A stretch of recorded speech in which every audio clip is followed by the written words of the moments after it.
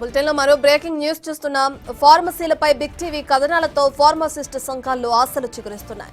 నిబంధనలను కఠినంగా అమలు చేయాలంటూ అధికారులపై ఒత్తిడి తెస్తున్న ఫార్మసిస్ట్ సంక్షేమ సంఘం ఆందోళనకు పిలుపునిచ్చింది. ప్రతి మెడికల్ షాప్లో ఫార్మసిస్ట్ తప్పనిసరిగా ఉండాలని ఫార్మసిస్ట్ సంఘాలు డిమాండ్ చేస్తున్నాయి.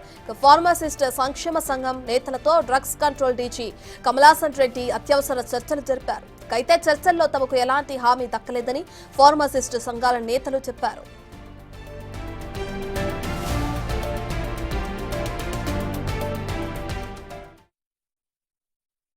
ఫార్మసిస్టేతరు మందులు ఇవ్వడానికి కొరకు ఏ విధమైన సూచనలు సలహాలు తీసుకుంటాడో మా దగ్గర నుంచి వెళ్ళని మేము ఎక్స్పెక్ట్ చేసుకొని మేము వెళ్తే అక్కడికి వెళ్ళిన తర్వాత మా సలహాలు మా సూచనలు ఏమి తీసుకోకుండా తానే ఒక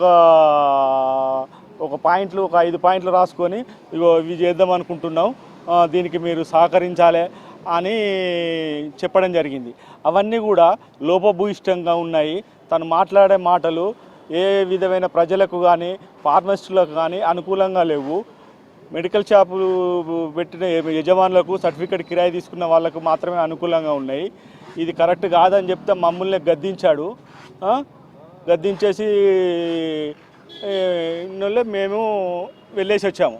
వెళ్ళేసి వచ్చిన తర్వాత మళ్ళీ రామ్దార్ గారు ఫోన్ చేసి రేపటి కార్యక్రమం అయితే రిజిస్ట్రేషన్ మీరు క్యాన్సిల్ చేసుకున్నట్టే కదా అని అంటే, లేదు మేము క్యాన్సిల్ చేసుకోలేదు, మేము బైకాట్ చేసి వచ్చినాము, మేము వాకౌట్ చేసి వచ్చినాము, మీ వాటికి మేము ఏది కూడా పుట్టలేవు, మీ ఎవి కూడా మాకు అనుకూలంగా మాకు ఏ రకంగా లేవు, కాబట్టి మేము రేపు యాజ్ టీజ్గా మా డిమాండ్స్ను రిప్రజెంట్ చేసేయడానికి మేము రేపు ఖచ్చితంగా డీసీ ఆఫీస్కి వస్తున్నామని చెప్పేసి తెలియజేశాం. కమలాసన్ రెడ్డి డీజీ గారు పిలవడంతో మేము చాలా సంతోషించి వెళ్ళాం. ఇన్ని సంవత్సరాల సమస్యని ఫార్మసిస్టులకి న్యాయం చేసి, అదేవిధంగా 5 కోట్ల ప్రజలు, తెలంగాణ ప్రజలు ఎవరైతే ఉన్నారో ఫార్మసీ స్టోర్లలో మెజారిటీ మెడిసిన్స్ తీసుకుంటారు డైరెక్ట్గా. అక్కడ క్వాలిఫైడ్ ఫార్మసిస్ట్ ఉన్నట్టయితే వాళ్ళకి ఏమైనా మెడికల్ ఎర్రర్ రాకుండా ప్రాపర్ మెడిసిన్ ఇస్తే వాళ్ళ ఆరోగ్యం బాగుంటుంది. అలాగే 4 సంవత్సరాలు కోర్స్ చేసిన ఫార్మసిస్టులకి మాకు న్యాయం జరుగుతుంది, ఎంప్లాయ్మెంట్ వస్తుందని మేము ఆశించాం. కానీ ఇన్ని సంవత్సరాల నుంచి ఉన్న ఈ సమస్యని మేము ఇమీడియట్గా తీర్చలేము, 1 మంత్లో 2 మంత్లో 1 ఇయర్ 2 ఇయర్స్ వచ్చి మీరు అవ్వలేదు అంటే మేము చేయలేము అని చెప్పడంతో మేము షాక్ గురయ్యాము. అరే 1 ఇయర్ 2 ఇయర్ కాదు, అసలు ఎన్ని రోజులు అవుతుందో కూడా మేము చెప్పలేమంటే అది చేయనన్నట్టుగా ఉంది. దానికి చర్చలుగా మేము ఎలా భావించాలి, మేము ఎలా హ్యాపీగా ఫీల్ కావాలి, దీనికి మేము ఏ విధంగా సహకరించాలి అని చెప్పారు. ఫార్మసిస్టులను విత్డ్రా చేయించాలన్నాడు. అక్కడ రెంట్కి ఇచ్చే ఫార్మసిస్టులు ఎవరైతే జాబులు చేస్తారో, ఉద్యోగాలు చేస్తారో, లేదంటే ఫారెన్కి వెళ్ళారో వాళ్ళు రెంట్కి ఇస్తున్నారు. ఇక్కడ అనాథరైజ్డ్ పర్సన్ ఫార్మసీని నడుపుతున్నాడు. దానివల్ల ప్రజలకి నష్టం జరుగుతుంది, అనాథరైజ్డ్ పర్సన్ బెనిఫిట్ అవుతున్నాడు తప్ప ఫార్మసిస్ట్ అన్యాయం అయిపోతున్నాడు. అదేవిధంగా ప్రజలకి ప్రాణాలకి నష్టం జరుగుతుంది.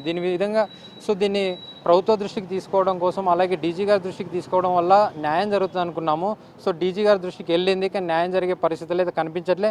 బట్ అగైన్ మేము 21 ఆగస్టు 2024 ఏ విధంగా అయితే రిప్రజెంటేషన్ ఇస్తామని భారీ ఎత్తున ఫార్మసిస్టులు వెళ్తున్నామో, దాన్ని మేము విత్డ్రా చేసుకోకుండా కంటిన్యూగా అందరం రేపు వెళ్తున్నాము. భారీ ఎత్తున ఫార్మసిస్టులు అందరూ రావాలి. అదేవిధంగా సీఎం గారు దృష్టిలో పెట్టుకొని, రాష్ట్ర ప్రజల ఆరోగ్యాన్ని దృష్టిలో పెట్టుకొని మీకు చేతులెత్తి నమస్కరిస్తున్నాం సార్ రేవంత్ రెడ్డి సార్. ఫార్మసిస్టుల భవిష్యత్తుతో పాటు రాష్ట్ర ప్రజల ఆరోగ్యాన్ని కూడా మీరు కాపాడాలని, దీన్ని మీరు పాజిటివ్ వేలో దీన్ని యాక్ట్ ఇంప్లిమెంటేషన్ చేసే విధంగా డీజీ గారికి డైరెక్షన్ చేస్తారని నేను నమ్ముతూ రిక్వెస్ట్ చేస్తూ రేపు వినతి పత్రం ఇవ్వడానికి పెద్ద ఎత్తున ఫార్మసిస్టులు అందరం రాష్ట్రంలో ఉన్న ఫార్మసిస్టులు అందరం కలిసి డీజీ గారి దగ్గరికి వెళ్తున్నాం సార్. మీరు డైరెక్షన్ ఇవ్వాలని మనస్ఫూర్తిగా కోరుకుంటున్నాను. ధన్యవాదాలు. గతంలో 2021లో పెద్ద ఎత్తున డ్రగ్ కంట్రోల్ ముట్టడి చేసినప్పుడు అప్పుడు ఉన్నటువంటి ప్రీతి మీనా మేడం గారు కూడా ఒక సర్క్యులర్ రిలీజ్ చేసిరు. 65/2 ఒక 10 రోజులు 15 రోజులు రైడింగ్ చేసిరు. మళ్ళీ ఇక్కడున్న వ్యవస్థ అక్కడనే ఉంది. తర్వాత ఇట్లా చేంజ్ చేయకుండా వస్తూనే ఉన్నారు. కాబట్టి మన ఈ ప్రభుత్వంలో ఖచ్చితంగా ఎందుకనంటే 100% భరోసాతో ఇవ్వాలా. ఎందుకనంటే ప్రభుత్వం వచ్చిన తర్వాత మేడం నిజం చెప్తున్నా, ఏ గవర్నమెంట్ చేయని సంక్షేమ పథకాలు కూడా ఇవ్వాలి గవర్నమెంట్ చేసింది. కనీసం ఒక 7 నెలల్లో ఇవ్వాలి, 30,000 ఉద్యోగాలు చేసింది. అదే డ్రగ్ ఇన్స్పెక్టర్ పోస్టులు నిజం చెప్తున్నా, అదే బీఆర్ఎస్ గవర్నమెంట్ ఇవాళ డ్రగ్ ఇన్స్పెక్టర్ పోస్టులు రిక్రూట్ కాపు, వాళ్ళు ఎగ్జామ్ రాసుకురు, ప్రశాంతంగా రాసుకొని వాళ్ళ అలాట్మెంట్ కాపీలు మొన్న 2 నెలల కింద జాబ్లు ఎక్కిరు 18 మంది డ్రగ్ ఇన్స్పెక్టర్లు. This credits goes to Revanth Reddy sir, Damodar Rajanarasimha. వాళ్ళకి నిజం చెప్తున్నా, వాళ్ళు లేకపోతే ఇలా 16 డ్రగ్ ఇన్స్పెక్టర్లు ఎక్కకపోవాలి.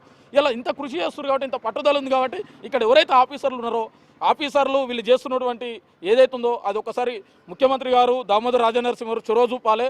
ఇమ్మీడియట్లీ ఇలా ఎక్కడ జరుగుతుందో అక్కడ ఇమ్మీడియట్లీ ఒక నివేదిక తెచ్చుకొని రివ్యూ తీసుకొని ఇంటెలిజెన్స్ల దగ్గర రిపోర్ట్ చేసుకోండి, ఏం జరుగుతుంది, డ్రగ్ కంట్రోల్లో ఏం నడుస్తుంది, అసలు నిజంగా ఫార్మసిస్టులల్లో ఇన్ని వేల షాపులల్లో ఎంతమంది ఫార్మసిస్టులు నిజంగా పనిచేస్తున్నారు, వీళ్ళ జెన్యున్ ఇష్యూస్ రివ్యూ తెచ్చుకొని దాని గురించి మీరు చేయాలని నేను కృషి చేస్తున్నాను. అదేవిధంగా రేపు పెద్ద ఎత్తున తెలంగాణ రాష్ట్రంలో ఉన్నటువంటి 33 జిల్లాలో ఉన్నటువంటి ఫార్మసిస్టులు అందరూ కూడా డీజీ ఆఫీస్కి రావాలని కోరుకుంటున్నాను. వచ్చి మన ఏదైతే సమస్య ఉందో వినతి పత్రం ఇవ్వాలని కూడా ఈ సందర్భాన్ని తెలియజేస్తున్నాను.